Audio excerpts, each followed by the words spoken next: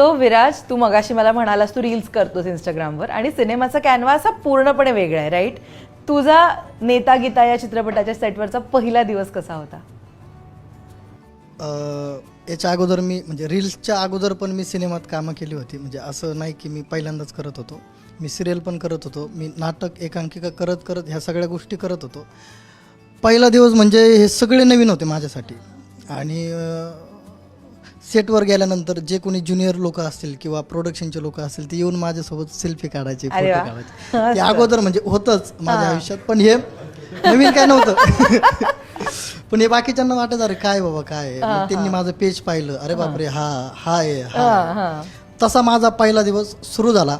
आणि मग मी जरा नालायकपणा खोडकरपणा करत करत शेवटपर्यंत 2 शेड्यूल झाले आणि तसंच म्हणजे यांच्या जवळच राहिलो मी. पण तुला डिफिकल्ट असं काहीच नसेल गेलं नाही सेटवर आधी since तू काम केलं? नाही नाही, मी अगोदर जे म्हणजे 1-2 सिनेमात कामं केलीत, पण खूप नाही, 3 सीन 4 सीन.